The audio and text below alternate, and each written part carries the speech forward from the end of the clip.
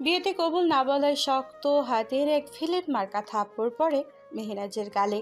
গালে হাত দিয়ে ডুকরে কেঁদে ওঠে সে। আশেপাশে থাকা সাক্ষীগুলো কিটকিটিয়ে হেসে উঠতেই রাফসান মির্জার ঠোঁট জোড়ায় আঙ্গুল দিয়ে সবাইকে চুপ থাকতে বলে। সবাই মুহূর্তের মধ্যে একদম চুপ মেরে যায়। নিজেকে আজ খুব অসহায় মনে হচ্ছে মেহনাজের। তার মামা মামিকে আটকে রেখে তাকে জোর করে বিয়ে করছে রাফসান মির্জা। মেহনাজ ছোটবেলায় এক সড়ক দুর্ঘটনায় বাবা মাকে হারিয়েছে। সেই থেকে মামা মামির কাছেই বড় হয়েছে সে। ওর মামি শাহানা বেগম ওকে সহ্য করতে না পারলেও মামা মাহফুজুর রহমান তাকে ভীষণ ভালোবাসে। এত বছর বাবা আর মায়ের মতো করে আগলে রেখেছে ও। আজ সেই মামার দুর্দিনে মেহনাজ তার জন্য কিছুই করতে পারছে না। মাথা নিচু করে চোখের জল বিসর্জন দিচ্ছে মেহনাজ। কাজী অফিসে সবার সামনে এইভাবে থাপ্পড় খাওয়া আর তাকে নিয়ে সকলে এইভাবে হেসে ওঠায় ঘৃণা আর লজ্জার ছাপ স্পষ্ট আকারে ফুটে উঠেছে ওর মুখশ্রীতে। রাফসান পুনরায় রাগী কণ্ঠে বলে উঠল, কবুল বলো বলছি। মেহনাজের কোনো হেলদোল নেই। ও ঠায় মাথা নিচু করে নিশ্চুপ হয়ে বসে আছে। ক্রমান্বয়ে রাফসানের ধৈর্যের বাঁধ ভেঙে যাচ্ছে। রাফসান ক্রুদ্ধ কণ্ঠে চেঁচিয়ে উঠল, যাও, এই মুহূর্তে ওই বাড়িতে আগুন লাগিয়ে দিয়ে এসো। কথাটা মেহনাজের কর্ণকুহরে প্রবেশ করা মাত্রই ও আটকে উঠল। ভয় যেন ওর হাতে পায়ে ভূমিকম্প নামালো। ও চিৎকার করে বলে উঠল, না না না না, এমন করবেন না প্লিজ। আপনার সব রাগ তো আমার উপরে, তাহলে আমার অনাদের সাথে এমন করছেন কেন? তারা তো আপনার কোনো ক্ষতি করেনি। যা করার আমার সাথে করুন, আমার মামা মামিকে ছেড়ে দিন প্লিজ। রাফসান সরু দৃষ্টি নিক্ষেপ করে তাকালো মেহনাজের দিকে। Relax baby, relax. ওদেরকে মেরে আমার কোনো লাভ নেই। আমার তো শুধু তোমাকে দরকার। লক্ষ্মী মেয়ের মতো কবুল বলেই পেপারটায় সাইন করে দাও। মেহনাজ হাত পা ক্রমশ কাঁপছে। ও কখনো ভাবতেই পারেনি ওর জীবনে এমন একটা দিন আসবে। রাফসান ভার্সিটির ছাত্র পরিষদের কুখ্যাত বখাটে নেতা, যাকে মেহনাজ জঘন্যভাবে ঘৃণা করে। এমন একটা জঘন্য লোককে ওর বিয়ে করতে হবে, শেষ পর্যন্ত কিনা তার সবচেয়ে ঘৃণিত ব্যক্তিকে তার স্বামী হিসেবে মেনে নিতে হবে। কথাটা ভাবতেই ওর সারা শরীর কাঁটা দিয়ে উঠছে। রাফসান রাগে ফসফস করে দম নিচ্ছে। চোখ খিচে ঢুকিয়ে নিয়েছে কোটরে। হাত দাঁত চিবিয়ে কঠিন গলায় বলল, আমি 1 থেকে 3 পর্যন্ত গুনবো। এর মধ্যে যদি তুমি কবুল না বলো তাহলে। মেহনাজ হকচকিয়ে বলল, না না না, এমন কিছু করবেন না। আপনি যা বলবেন আমি তাই করব। রাফসান কাজীকে ইশারা করলো বিয়ে পড়ানো শুরু করতে। কাজী অনেকটা ভয় নিয়ে বিয়ে পড়ানো শুরু করলো। বিয়ের সকল লেখালেখি করা শেষে কাজী মেহনাজকে কবুল বলতে বলল। মেহনাজ বুকের ভিতরে তোলপাড় হয়ে যাচ্ছে। ওর ঠোঁটজোড়া কাঁপছে। ওর আজ অন্য কারোর জন্য কবুল বলার কথা ছিল। ওর সাথে কি হবার কথা ছিল আর কি হয়ে যাচ্ছে। শুধুমাত্র পিতা সমতুল্য মামার কথা ভেবে মেহনাজ দম আটকে দাঁতে দাঁত চেপে আস্তে করে 3 কবুল বলল। কাজী রেজিস্ট্রি পেপার এগিয়ে দিল।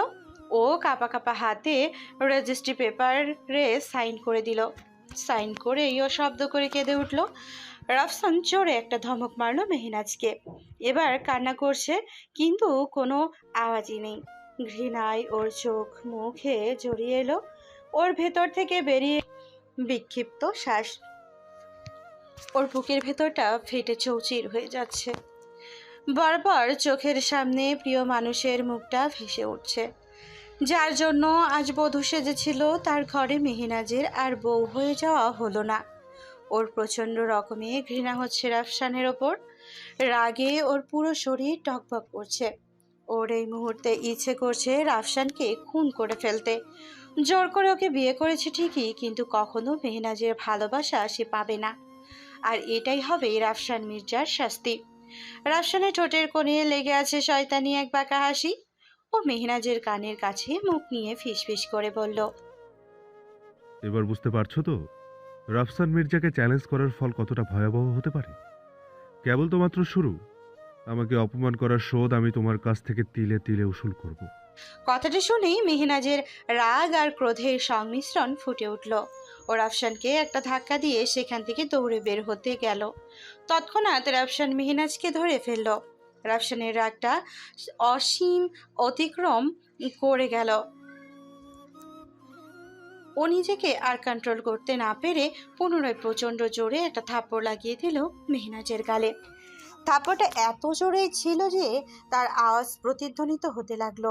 এই দৃশ্যটা দেখে ওখানকার সবার যেন ওর রুহটা কেঁপে উঠল। রাফসানের মুখ রাগে লাল টমেটোর মতো হয়ে আছে। ও মেহনাজের এক হাত শক্ত করে ওর মুষ্টিবদ্ধে আবদ্ধ করে ওকে টানতে টানতে সেখান থেকে নিয়ে যেতে শুরু করলো। মেহনাজ ওর হাত ছাড়ানোর জন্য মুচড়ামুচড়ি করছে। রাফসান ওর হাত এত শক্ত করে মুষ্টিবদ্ধ করে রেখেছে যেন মেহনাজ কিছুতেই নিজের হাত রাফসানের কাছ থেকে ছাড়াতে না পারছে না। মেহনাজ রাগে চেঁচিয়ে উঠল, ছাড়ুন, আমার হাত ছাড়ুন। কোথায় নিয়ে যাচ্ছেন আমাকে? আমি কোথাও যাব না আপনার সাথে। রাফসান মেহনাজের কথার কোনো গ্রাহ্য করল না। রাফসান ওকে গাড়ির কাছে এনে গাড়ির দরজা খুলে ওকে ভেতরে ছুঁড়ে ফেলে দিল। তারপর নিজেও গাড়িতে বসে স্টার্ট দিল। কিন্তু মেহনাজকে চুপ করাতে পারল না। মেহনাজের মনে একটা প্রশ্ন, ঘোর এক প্রশ্নের উদয় হলো। ওর প্রশ্নটা করার জন্য হাঁসফাঁস করছে। মেহনাজ আর প্রশ্নখানা মনে চেপে রাখতে পারল না। শটান করে প্রশ্নটা করেই বসলো, আপনি জেল থেকে বের হলেন কিভাবে? আমি তো আপনার বিরুদ্ধে সমস্ত এভিডেন্স আর প্রুফ পুলিশকে জমা দিয়েছিলাম। এতক্ষণ মেহনাজের সব বকবক চুপ করে শুনলেও মেহনাজের এই প্রশ্নটা শুনে জোরে ব্রেক কষে গাড়িটা থামিয়ে দিল রাফসান। মেহনাজের দিকে তাকিয়ে হো হো শব্দে হেসে উঠল। মেহনাজ বিস্ময় ঘোর চিত্তে রাফসানের দিকে তাকিয়ে আছে। ওর এই হাসির পেছনে মেহনাজ এক রহস্যময় গন্ধ পাচ্ছে, কিন্তু রহস্যটা ঠিক কি তা ওর কাছে বোধগম্য হচ্ছে না। মেহনাজ উজবুকের ন্যায় রাফসানের অট্টহাসির দিকে তাকিয়ে আছে। হঠাৎ ওর মুখের অবয়ব পরিবর্তন হয়ে কঠিন রূপ ধারণ করলো। মুহূর্তেই ওর চোয়াল শক্ত হয়ে এলো। মেহনাজের দিকে তীক্ষ্ণ দৃষ্টি নিক্ষেপ করলো। দাঁত চিবিয়ে ক্রুদ্ধ কণ্ঠে বলল, কি ভেবেছিলে তুমি এত সহজে আমার কাছ থেকে নিস্তার পেয়ে যাবে? এই রাফসান মির্জা এত সহজে তোমার কাছে হেরে যাবে? তুমি আমাকে এখনো ঠিকমতো চিনতেই পারোনি। রাফসান মির্জা হারতে জানে না। মেহনাজের কপালে বেশ কয়েকটা ভাঁজ পড়ল। এটা আমার প্রশ্নের উত্তর নয়, আপনি সেটা খুব ভালো করেই জানেন। রাফসানের ঠোঁটে এক রহস্যময়ী হাসি ফুটে উঠল। ওর চোখে অদ্ভুত এক দ্যুতি যা মেহনাজের মনে খানিকটা ভয়ের সঞ্চার করলো। কিন্তু সে নিজেকে স্বাভাবিক রাখার প্রয়াস চালিয়ে যাচ্ছে। রাফসান তীর্যক কণ্ঠে বলল, তুমি আমাকে জেলে রেখে আসবে আর আমি ওখানে ভালো ছেলে হয়ে বসে থাকবো? আর এইদিকে তুমি বিয়ে করে সুখে সংসার করবে আর আমি জেলের ভিতরে অপমানের যন্ত্রণায় ছটফট করব? তা তো হবে না। আর একটা কথা জানো তো, টাকা আর ক্ষমতার কাছে সবকিছুই তুচ্ছ। এই পৃথিবীতে জোর যার মূল্যক তার। রাফসান দুই আঙ্গুল কচলে টাকার ইশারা করে দেখালো। মেহনাজ এবার রাফসানের কথা মানেই স্পষ্টভাবে বুঝতে পারল। মেহনাজ দাঁতে দাঁত চেপে রাফসানের দিকে তাকালো। রাফসান ওর চাহনি দেখে বাঁকা হাসলো। এইটুকু শুনে এত রাগ হচ্ছে? বাকিটা শুনলে কি করবে বেবি? মেহনাজের ভ্রু কুঁচকে এলো। মানে? রাফসান মেহনাজের দিকে সরু দৃষ্টি ছুড়ল। তোমাকে যে বিয়ে করতে এসেছিল সে এখন আমার লোকদের হাতে বন্দি। উফ, কি টর্চারটাই না হচ্ছে ওর উপর। তবে তুমি চিন্তা করো না, আমাদের বাসরটা হয়ে গেলেই ওকে ছেড়ে দেবো বেবি। রাফসানের কথা শুনে মেহনাজ রাগিয়ে ফেটে পড়ল। ওর চোখ থেকে যেন আগুন ঝরছে। রাফসানের প্রতি ঘৃণা ওর চোখ মুখ জড়িয়ে এলো। ছি, আপনি একটা জঘন্য প্রকৃতির মানুষ।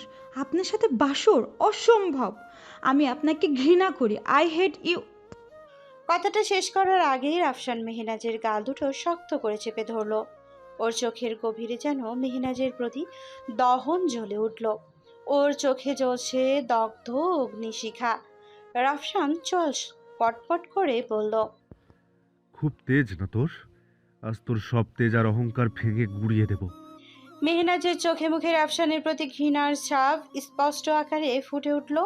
ও তপ্ত এক শ্বাস নিয়ে কঠিন গলায় বলল, ছাড়ুন আমাকে। রাফসান ঠোঁট কামড়ে এক শয়তানি হাসি দিল। তোমাকে ছেড়ে দিলে আমাদের বাসরটা হবে কি করে মেহু বেবি? মেহনাজ ক্রমশ ফুঁসছে। ওর ভেতরে থেকে বেরিয়ে এলো বিক্ষিপ্ত শ্বাস। ও রাফসানের হাতটা এক ঝটকায় সরিয়ে নিতে যাবে, তৎক্ষণাৎ রাফসান ওর গাল দুটো আরও শক্ত করে চেপে ধরলো। ও আস্তে আস্তে মেহনাজের ঠোঁটের দিকে এগোতে শুরু করলো। ও যেই না মেহনাজকে কিস করতে যাবে, তখনই মেহনাজ রাফসানের গালে কষে একটা থাপ্পড় মারলো। কিন্তু রাফসান এবারে একটুও রাগ করলো না। তপ্ত এক নিঃশ্বাস টেনে বলল, কেন যে একই ভুল করো বারবার? রাফসান মেহনাজের দুই হাত পেছনে ধরে অন্য হাত দিয়ে ওর চুলের মুষ্টি ধরে ওকে আরো কাছে নিয়ে আসলো। তারপর ওর গলাটা কিছুটা শক্ত করে চেপে ধরলো। মেহনাজের শ্বাস বন্ধ হয়ে আসছে। ওর নিঃশ্বাস নেবার জন্য ছটফট করছে, কিন্তু পারছে না। মেহনাজের চোখ দিয়ে টপ টপ করে পানি পড়া শুরু করলো। রাফসান ওর দিকে তাকিয়ে পৈশাচিক হাসি দিল। এইটুকুতেই কাঁদলে হবে? সামনে তো আরো কান্না বাকি আছে বেবি। তারপর মেহনাজকে এক ছটকায় কিছুটা দূরে সরিয়ে দিল। মেহনাজ জোরে জোরে শ্বাস নিচ্ছে। মুহূর্তের মধ্যে ক্রোধে মেহনাজের চোখ মুখ লাল হয়ে গেল।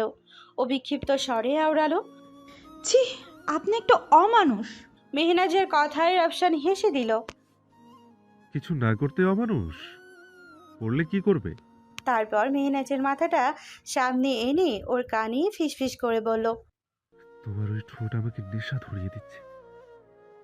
তারাই আছি তাই এই মুহূর্তে ঠোঁটের স্বাদটা নিতে পারলাম না। তবে এরপর তোমার সাথে যা যা হবে তার জন্য নিজেকে তৈরি করে নাও। মুহূর্তে রাফসান ওকে ছেড়ে দিয়ে ড্রাইভিংয়ে মন দিল। মেহনাজ হাঁ করে রাফসানের দিকে তাকিয়ে আছে।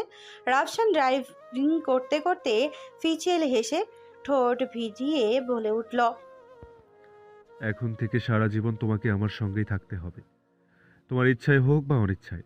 সো আমাকে দেখার জন্য অনেক টাইম পাবে, তাই এইভাবে আমার দিকে তাকিয়ে থেকো না। রাফসানের কথায় মেহনাজের ধ্যান ভাঙল। কিন্তু এখন ওর আরও ভয় করছে। মেহনাজের মনে মনে ভাবছে, কিসের ইঙ্গিত দিচ্ছে রাফসান? কি করতে চাইছে ও আমার সাথে? খারাপ কিছু নয় তো? না না, আর ভাবতে পারছে না মেহনাজ। যেভাবেই হোক ওকে তো রাফসানের হাত থেকে নিজেকে রক্ষা করতেই হবে, আর সেটা যে কোনো মূল্যেই। এই ভেবে আবার চেলাচেলি শুরু করলো। গাড়ি থামান, আমি নামবো। গাড়ি থামান প্লিজ। রাফসানকে গাড়ি থামাতে না দেখে আরো জোরে জোরে চিল্লাচিল্লি শুরু করলো মেহনাজ। রাফসান আর সহ্য করতে না পেরে মেহনাজের দিকে রাগের দৃষ্টিতে তাকালো। কি হলো? আমার ঠোঁটের স্পর্শ পাওয়ার ইচ্ছা হয়েছে নাকি? মেহু বেবি, তোমাকে ছেড়ে দেবার জন্য তো বিয়ে করিনি। আর তোমাকে ছেড়ে দেবার হলে আরো আগেই ছেড়ে দিতাম, এত দূর নিয়ে আসতাম না। সুতরাং আমার কোনো কথা না বলে চুপচাপ বসে থাকো। দেখুন, আপনি যদি এখন আমাকে ছেড়ে না দেন তাহলে আমি কিন্তু... রাফসান ঠোঁট ভিজিয়ে হাসলো। হ্যাঁ দেখান, আমিও দেখতে চাই আপনাকে। না ছেড়ে দিলে কি করবেন আপনি? মেহনাজ এবার ঘোর চিন্তায় পড়ে গেল। সত্যি তো, এবার কি বা করবে ও? মেহনাজের মনে মনে কিছু একটা ভাবলো। আপনি যদি এই মুহূর্তে আমাকে ছেড়ে না দেন তাহলে আমি চলন্ত গাড়ি থেকে লাফ দিব। কথাটা বলেই মেহনাজ সিট বেল্ট খুলে ফেললো। ও যেই না গাড়ির দরজা খুলতে যাবে, তৎক্ষণাৎ রাফসান ওর হাত ধরে ওকে নিচের দিকে টেনে নিয়ে আসলো। ঠাস করে একটা লাগিয়ে দিল মেহনাজের গালে। রাফসান দাঁতে দাঁত চেপে বলল, ভেবেছিলাম এটা তোমার সাথে করব না, কিন্তু তুমি বাধ্য করলে। মা... মেহনাজ পুরো কথাটা শেষ করতে পারলো না। তার আগে রাফসান ওর নাকে মুখে কি একটা স্প্রে করে দিল। মেহনাজ ওর বুকে ঢলে পড়লো। ওর মুখের দিকে তাকিয়ে এক আঙ্গুল দিয়ে ওর মুখ স্ক্রল করে বিড়বিড় করে আওড়ালো, মেহু বেবি, তুমি আমার সাথে যা যা করেছো তার কঠিন মূল্য দিতে হবে তোমাকে প্রতিটা মুহূর্তে। এত সহজে তোমাকে আমি ছাড়ছি না। তোমাকে করতে চেয়েছিলাম মনের রানী, কিন্তু তুমি শুরু করলে প্রতিশোধের কাহিনী। 1 ঘন্টা পর মেহনাজের যখন জ্ঞান ফেরে, তখন ও নিজেকে একটা সোফায় হাত আর মুখ বাঁধা অবস্থায় আবিষ্কার করলো। ভালো করে চারপাশ চোখ বুলিয়ে দেখলো ও একটা বাড়ির বেডরুমে শুয়ে আছে। সামনে একটা চেয়ারে বসে আছে রাফসান। ওর হাতে একটা ওয়াইনের গ্লাস। ও গ্লাস থেকে চুমুক দিয়ে ওয়াইন খেয়ে যাচ্ছে, আর ওর দিকে নেশাতুর দৃষ্টি নিয়ে তাকিয়ে আছে। এই দৃষ্টি দেখে মেহনাজ এতটুকু বিচলিত হলো না, কারণ এটা রাফসানের চিরাচরিত রূপ। আর এই রূপটার সাথে মেহনাজ খুব ভালোভাবে পরিচিত। সত্যি বলতে ওর মতো একটা বখাটে লাফাঙ্গা ছেলের কাছ থেকে এর থেকে বেশি আর কি বা আশা করা যায়। মেহনাজ হাত জোড়া ছোটানোর চেষ্টা করছে, কিন্তু ওর হাত জোড়া এত শক্ত করে বাঁধা যে তা ছোটাতে মেহনাজ হিমশিম খাচ্ছে। মেহনাজের মুখ বাঁধা অবস্থায় শব্দ করছে। রাফসানের ওয়াইনের গ্লাসটা টেবিলের উপরে রেখে ওর দিকে এগিয়ে গিয়ে ঠোঁট কামড়ে বাঁকা হাসলো। তারপর ওর দিকে খানিকটা ঝুঁকলো। মেহু বেবি, তোমার জ্ঞান ফিরেছে? রাফসানের মুখ থেকে আসা ওয়াইনের গন্ধ প্রখরভাবে বাড়ি খেলো মেহনাজের নাসিকার গ্রন্থে। সঙ্গে সঙ্গে ওর গা গুলিয়ে উঠল। মেহনাজ মুখটা হাঁ করে অন্যদিকে ঘুরিয়ে ফেলল। রাফসান এক হাত দিয়ে মেহনাজের গাল দুটো চেপে ধরে ওর দিকে মুখটা ঘোরালো। আজকের এই মধুময় রাতে এইভাবে মুখ ঘুরিয়ে রাখলে তো চলবে না বেবি। আজ যে আমাদের বাসর রাত, সেটা কি ভুলে গেছো মেহু সোনা? রাফসানের কথা শুনে রাফসানের চোখ জোড়া আপনা আপনি বড় হয়ে গেল। ভয়ে ওর কলস শুকিয়ে আসলো। ও ভালোই বুঝতে পারছে রাফসান ওর সাথে ঠিক কী করতে চলেছে। ও ভীত সন্ত্রস্ত হয়ে শুকনো একটা ঢুকিল। মেহনাজ মনে মনে আওড়ালো, না না না, এইভাবে নিজেকে ওর কাছে সঁপে দেওয়া যাবে না। যেভাবেই হোক আমাকে এখান থেকে বের হতেই হবে। মেহনাজ ওর এক পা দিয়ে রাফসানকে একটা লাথি মারলো। রাফসান আকস্মিক এমন ঘটনায় ভারসাম্য বজায় রাখতে না পেরে কিছুটা সটকে পড়লো। সেই সুযোগে মেহনাজ সোফা থেকে উঠে দৌড়ে দরজার কাছে যেতে নিল। তৎক্ষণাৎ রাফসান ওকে পেছন থেকে শক্ত করে চেপে ধরলো। ওর দিকে ঘুরিয়ে ঠাস ঠাস করে ওর গালে সজোরে কয়েকটা বসিয়ে দিল ওর দুই গালে। মেহনাজ রাফসানের চড়ের তাণ্ডবে ফ্লোরে ছিটকে পড়ে গেল। ওর ঠোঁট কেটে হালকা রক্ত প্রবাহিত হওয়া শুরু করলো। রাফসান ক্রুদ্ধ চাহনিতে তাকিয়ে আছে মেহনাজের দিকে। ওর মুখের অবয়ব কঠিন থেকে কঠিনতর রূপ ধারণ করেছে। ওর চোয়াল কটমট করে উঠল। মেহনাজ হাঁটুর ওপর ভর দিয়ে মাটি থেকে আস্তে আস্তে উঠে দাঁড়ানোর চেষ্টা করলো। সঙ্গে সঙ্গে রাফসান ওর দিকে তেড়ে এসে সজোরে ওর আরও দুটো থাপ্পড় দিয়ে ওর গলা চেপে ধরলো। এত বড় সাহস! তুই আমাকে লাথি মারিস? তোর দেয়া প্রথম থাপ্পড়ের দাগটা আমার মনে এখনো কাটার মতো বিঁধে আছে। আজ তোকে আমি এতটা যন্ত্রণা উপহার দেব যে তুই সারা জীবন মনে রাখবি। আজ এই ফুলশয্যা তোর জন্য কণ্ঠক শয্যায় পরিণত হবে। কথা বলেই রাফসান মেহনাজের চুলের মুঠি ধরে ওকে খাটের উপরে ধাক্কা মেরে ফেলে দিল। মেহনাজ উঠে যেতেই উদ্যত হলো। তার আগেই রাফসান উঠে সমস্ত ভার ওর ওপর ছেড়ে দিল। মেহনাজ নিজেকে ছাড়ানোর জন্য উথাল পাথাল করছে। এতে করে রাফসানের রাগ আরও বেড়ে গেল। ও মেহনাজের গালে ঠাস ঠাস করে কয়েকটা বসিয়ে দিল। থাপ্পড়ের তাণ্ডবে কানে ঝিঝি ধরে গেছে। ওর মাথা চক্কর মারছে। মেহনাজ ব্যথায় কুঁকড়ে ওঠে, কিন্তু রাফসানের সেই দিকে কোনো খেয়ালই নেই। ব্যথায় ওর চোখের দিকে কার্নিশ বেয়ে অশ্রুধারা গড়িয়ে পড়ছে। রাফসানের চোখে মুখে পৈশাচিক উন্মাদনার ছাপ স্পষ্ট। ওর কষ্ট রাফসানের অন্তরিক্ষে এক অনাবিল প্রশান্ত এনে দিচ্ছে। হঠাৎ রাফসান ওর শেরওয়ানি খুলতে শুরু করলো। রাফসানকে শেরওয়ানি খুলতে দেখে মেহনাজ আর নিজেকে ধরে রাখতে পারল না। ও জোরে কেঁদে উঠল। প্লিজ আমার সাথে এমনটা করবেন না। কেন আমার এত বড় সর্বনাশ করছেন? মেহনাজের কথা শুনে রাফসান কিছু না বোঝার ভান করলো। সর্বনাশ? আরে বেবি, সর্বনাশ কেন করতে যাব? এটা তো আমার অধিকার। অধিকার? মানে কিসের অধিকার? আমি এই বিয়েটা মানি না। ভুলে যাবেন না আপনি আমাকে জোর করে বিয়ে করেছেন। ওইসব বলে এখন আর কোনো লাভ নেই বেবি। এখন আমাদের মধ্যে একটা সম্পর্ক আছে। তুমি আমার ওয়াইফ আর আমি তোমার হাজবেন্ড। আর স্বামী হিসেবে তোমার উপর আমার সব ধরনের অধিকার আছে। সো না, একদম না। আপনি আমার কাছে আসবেন না। রাফসান ডেভিল স্মাইল দিয়ে এক টানে ও শেরওয়ানিটা খুলে ফ্লোরে ছুঁড়ে মারল। মেহনাজ কিছু বলতে যাবে তার আগেই রাফসান খাটের উপরে রাখা কাপড়টা দিয়ে পুনরায় ওর মুখ বেঁধে ফেলল। তারপর ওর স্বামীর অধিকার আদায়ে ব্যস্ত হয়ে পড়ল। মেহনাজ নিজেকে বাঁচানোর জন্য ছটফট করা শুরু করলো, কিন্তু অনেক চেষ্টা করেও নিজেকে বাঁচাতে ব্যর্থ হলো। এক পর্যায়ে ও ছটফট করা বন্ধ করে দিল। ওর চোখের কোণ দিয়ে অনর্গল পানি গড়িয়ে পড়ছে, কিন্তু সেই দিকে রাফসানের কোনো হুঁশ নেই। ও মেহনাজের নেশায় আসক্ত হয়ে গেছে, ডুব দিয়েছে মেহনাজের নেশা ভরা জালে। মেহনাজের চোখের পানির স্রোত আরও বেড়ে গেল। ওর চোখের সামনে ভেসে উঠল ওর ভালোবাসার মানুষটার ছবি।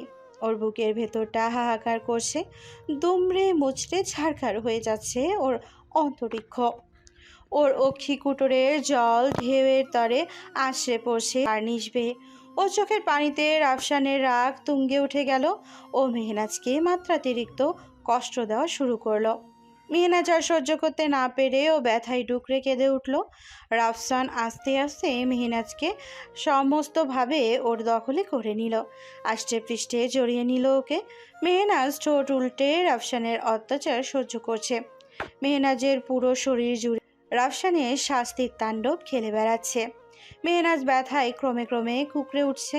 এদিকে রাফসান ওর অধিকার আদায়ে ব্যস্ত, আর অন্যদিকে মেহনাজ অসহ্য পরিমাণ ব্যথায় কাতর। রাফসান নিজের সমস্ত অধিকার আদায় করে তার তৃপ্তি পূরণ করে মেহনাজকে রুমের মধ্যে রেখে বাহির থেকে তালা মেরে চলে গেল। আর মেহনাজ পাশে রাখা একটা কম্বল গায়ে পেঁচিয়ে চুপচাপ বিছানার এক কোণে বসে কাঁদছে। ওর চোখে মুখে জড়িয়ে এলো একরাশ ঘৃণা, রাগে আরও আক্রোশে ওর ভেতরটা যেন ফেটে যাচ্ছে। আজ ওর নিজেকে নিজের কাছে কেমন যেন একটা আগাছা মনে হচ্ছে। ঘৃণা হচ্ছে নিজের প্রতি নিজের। ওর সব স্বপ্ন আর আশা আজ ভেঙ্গে চুরে চুরমার হয়ে গেছে। ওর চোখের সামনে ভেসে উঠল ভার্সিটির নবীনবরণের কালো অধ্যায়ের সেই দিনটা।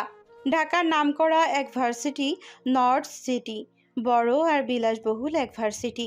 ভার্সিটির চারপাশটা সবুজ ঘাসে ঘেরা। ভার্সিটির আশেপাশে কোথাও এতটুকু ময়লা জমে নেই। খুব পরিপাটি করে সাজানো পুরো ভার্সিটিটা। বিশাল একটা খোলা মাঠ। ভার্সিটির পুরো মাঠ রাউন্ডে করা বিভিন্ন রকমের ফুল গাছ লাগানো। ফুলের গন্ধে ভার্সিটির চারিদিকটা মোমো করছে। এত সুন্দর মনোরম একটা পরিবেশে যা দেখলে এমনিতেই সবার প্রাণ জুড়িয়ে যায়। ভার্সিটির চারপাশটা ভালো করে একবার যে চোখ বুলিয়ে দেখবে সেই মুগ্ধ হবে। এই ভার্সিটিতে অ্যাডমিশন নেওয়া সকল স্টুডেন্টের স্বপ্ন। যার রেজাল্ট খুব ভালো তাকে এখানে ম্যানেজিং কমিটির পক্ষ থেকে ফ্রিতে লেখাপড়া করার সুযোগ দেওয়া হয়। মেহনাজ তাদের মধ্যেই একজন। মেহনাজের ছোট থেকেই স্বপ্ন ছিল নামকরা বড় একটা ভার্সিটিতে পড়ার, কিন্তু ওর বাবা মা নেই। মামা আর মামির সংসারে বড় হয়েছে। ওর মামা ওকে ভালোবাসলেও সে তার মামির দুই চোখের বিষ। কতবার চেয়েছে ওর লেখাপড়া বন্ধ করে দিতে, কতবার চেয়েছে লেখাপড়া বন্ধ করে দিয়ে ওকে বিয়ে দিয়ে দিতে, কিন্তু তার পিতা সমতুল্য মামা তা হতে দেননি। যেভাবে পেরেছে নিজের সবটুকু দিয়ে মেহনাজকে লেখাপড়া করিয়েছেন। মেহনাজ ওর মামার সম্মান আর মুখ রাখতে নিজের সবটুকু দিয়ে মনোযোগের সহকারে লেখাপড়া করে গেছে। তার ফলস্বরূপ কলেজের বেস্ট রেজাল্ট ছিল তার। সেই সুবাদে ও এই নামকরা ভার্সিটিতে ফ্রিতে ভর্তি হতে পেরেছে। আজও অনেক খুশি। আজও সফলতা যে সবচেয়ে বেশি খুশি হয়েছিল সে হলো তার মামা। তবে আজ যদি ওর বাবা আর মা বেঁচে থাকতো, হয়তো ওর সফলতায় আরও অনেক বেশি খুশি হতো। পিতা সমতুল্য মামার প্রাণোজ্জ্বল হাসি মুখটা দেখে মনে মনে প্রতিজ্ঞা করেছে এই ভার্সিটি থেকে সে ভালো স্কলারশিপ নিয়ে বের হবেই। ভার্সিটি আজ নবীনবরণ অনুষ্ঠান। তাদেরকে আগেই বলে দিয়েছিল নবীনবরণ অনুষ্ঠান উপলক্ষে মেয়েরা মেরুন কালারের শাড়ি পরবে আর ছেলেরা পরবে অলিভ কালারের পাঞ্জাবি। মেহনাজ শাড়ি পরে হাঁটতেই পারছে না, কারণ শাড়ি পরার তার তেমন একটা অভ্যাস নেই, কিন্তু বাধ্য হয়ে ওকে শাড়ি পরে আসতে হয়েছে। আজকে ওকে খুব সুন্দর লাগছে। ওর শাড়ির সাথে ম্যাচিং করে কানের দুল, গলায় হালকা একটা স্টোনের হার আর দুই হাতে ম্যাচিং করে চুড়ি পরেছে। ওর চোখে টানা করে কাজল দেওয়া, কোমর পর্যন্ত লম্বা চুলগুলো ছেড়ে দিয়ে কাঁধের একপাশে দিয়ে রেখেছে। বেশিরভাগ ছেলেরা ওর দিকেই তাকিয়ে আছে, কিন্তু এই দৃশ্যর আড়ালে দাঁড়িয়ে থাকা একজনের সহ্য হচ্ছে না। ওর ভেতরটা নিদারুণ হিংসায় জ্বলে পুড়ে ছারখার হয়ে যাচ্ছে। তার ইচ্ছা করছে ছেলেগুলোকে মেরে এখান থেকে বের করে দিতে। সে আড়াল থেকে প্রেমাতুর দৃষ্টিতে ও মেহনাজকে পা থেকে মাথা পর্যন্ত চোখ বুলিয়ে দেখে যাচ্ছে। তার চোখ জোড়া মেহনাজের দিকে বিমোহিতভাবে আটকে আছে। তার চোখ জোড়ায় যেন মেহনাজকে দেখার অনেক দিনের কাতর পিপাসা লুকিয়ে আছে। মেহনাজের শাড়ি পরে এলোমেলো পদায়ন তার মনের মাঝে যেন ঢেউ তুলে দিচ্ছে। তার বুকের ভেতরে ক্রমে ক্রমে ভালোবাসার ঝড় বয়ে যাচ্ছে। মেহনাজ মেইন গেটের একটু কর্নারে দাঁড়িয়ে ওর বেস্ট ফ্রেন্ড লুবনাসের জন্য অপেক্ষা করছে। এই ভার্সিটিতে ও তেমন কাউকে চেনে না, শুধু তার ক্লোজ ফ্রেন্ড লুবনা ছাড়া। লুবনা আর ও একই কলেজে লেখাপড়া করছে, আর সেই সুবাদে একই ভার্সিটিতে ভর্তিও হয়েছে। লুবনা ওর মতো অত ভালো স্টুডেন্ট না, তবে ওর বড়লোক বাবার একমাত্র মেয়ে, তাই ওর এই কলেজে ভর্তি হতে তেমন বেগ পেতে হয়নি। লুবনার সাথে মেহনাজের আকাশ পাতাল ব্যবধান, কিন্তু এতটুকু অহংকার নিয়েই এই লুবনার মধ্যে। মূলত লুবনা মেহনাজকে ছাড়া কিছুই বোঝে না। গলায় গলায় ভাব ওদের, আত্মার সম্পর্ক ওদের দুইজনের মধ্যে। মেহনাজ লুবনার জন্য প্রায় আধা ঘন্টা ধরে গেটের সামনে দাঁড়িয়ে অপেক্ষা করছে। অপেক্ষা করতে ওর বেশ বিরক্তি ধরে গেছে। প্রায় 10 মিনিট পর লুবনা অনেকটা দৌড়ে দৌড়ে হাঁপাতে হাঁপাতে ভার্সিটিতে প্রবেশ করলো। মেহনাজ কপাল কুঁচকে ওর দিকে তাকিয়ে আছে, না মৃদু হেসে বলল, সরি দোস্ত, আসলে শাড়ি পরতে লেট হয়ে গেছে, রাগ করিস না প্লিজ। এই থাম তো, তুই কবে সময় মতন এসেছিলি বলতো? সব সময় তো তুই লেটই করিস, কলেজেও করতে, এখন ভার্সিটিতেও শুরু করলি। লুবনা মেহনাজকে আলতো করে একপাশ থেকে জড়িয়ে ধরলো, গাল ভরা হাসি ছড়িয়ে দিয়ে বলল, বেস্টি জানে জিগার দোস্ত আমার, আর রাগ করে থাকিস না, একটু হাস প্লিজ প্লিজ প্লিজ। মেহনাজ আর লুবনার উপরে রাগ করে থাকতে পারলো না। হোঁট জোড়া প্রশস্ত করে হেসে দিল। আড়ালে থাকা ব্যক্তিটা তার বুকের বা পাশে হাত রেখে প্রেম ঘোর কণ্ঠে আওড়ালো, মেরি জান, তোমার ওই হাসিতে আমি নতুন করে আবারও ঘায়েল হলাম। I love you, I love you, I love you জানো। Really I love you so much. খুব তাড়াতাড়ি তোমাকে আমার মনের কথা বলে দেব।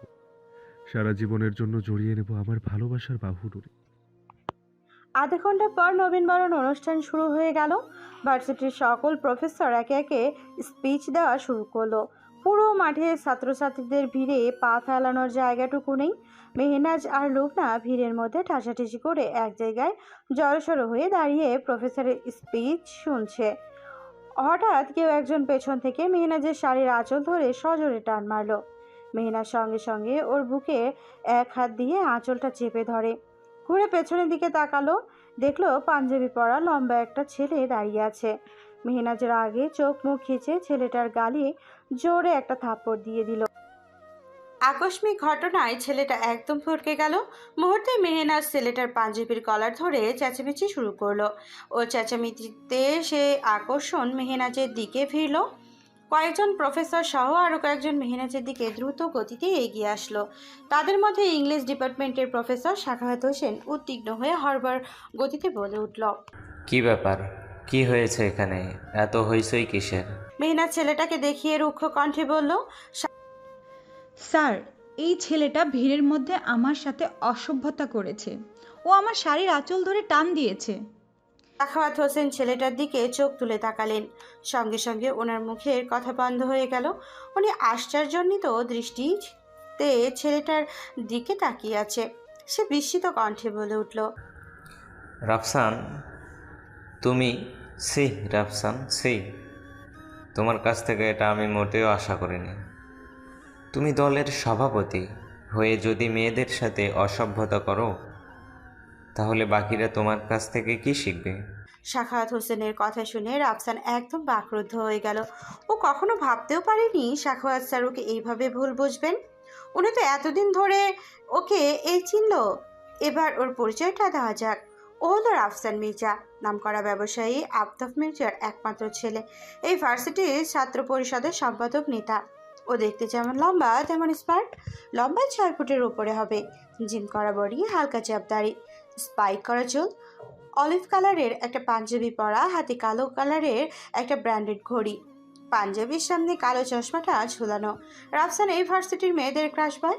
ওর সাথে একটা রাত কাটানোর জন্য মেয়েরা ওর পিছে ঘুরঘুর করে। ওর বাইকে ওঠার জন্য কত মেয়েরা লাইন ধরে থাকে। আর সেই রাফসানকে কিনা এইভাবে মিথ্যা অপবাদ দিয়ে ওকে হেনস্থা করছে, ভাবতেই রাফসানের রাগে গা জড়িয়ে এলো।